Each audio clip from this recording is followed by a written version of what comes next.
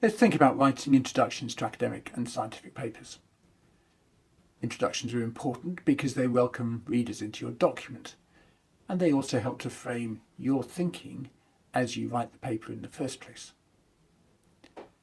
I don't know about you, but I find when I read papers, some introductions do a great job of grounding me.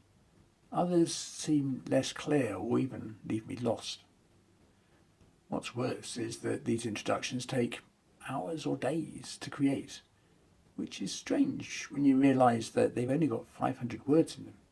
Thankfully, we can develop a standard 5-step narrative flow that helps increase the clarity of your introduction at the same time as reducing the time you spend writing it.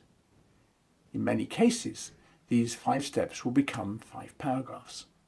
Put simply, an introduction needs to describe the background, the big picture, the underlying issue that drove you to do the research in the first place.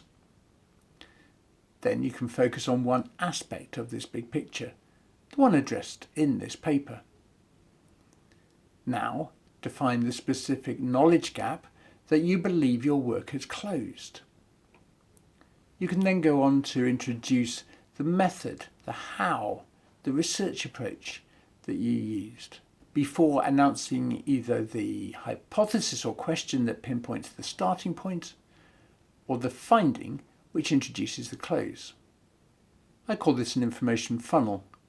The aim is to lead people from the wide open big picture of the real world down to the narrowly defined concept embedded in your finding.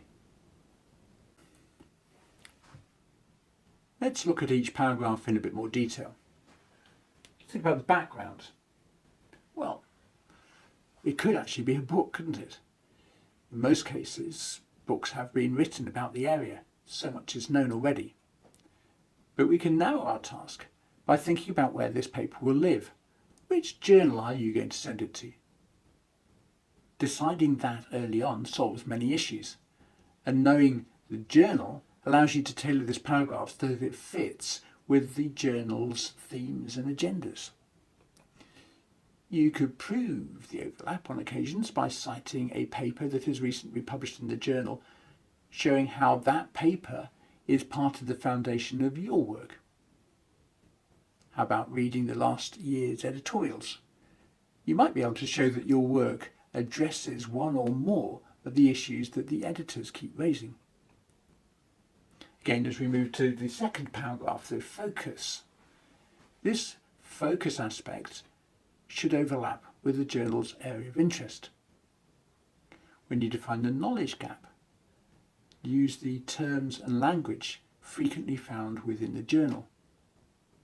And when looking for examples of previous similar projects that share your method or research approach, it's always nice to pick a reference from the journal showing that your research approach is the one that they recognised and value. Finally, you can let the journal be your guide as to whether you end the introduction with a question or an answer. Both are intellectually acceptable, but I'd look to see which is most common within the journal. I've got a twofold aim for this approach. Having a framework significantly reduces the amount of time you will spend writing your introduction. Drawing inspiration from your target journal will increase your ability to fit in and therefore increase your chances of getting published.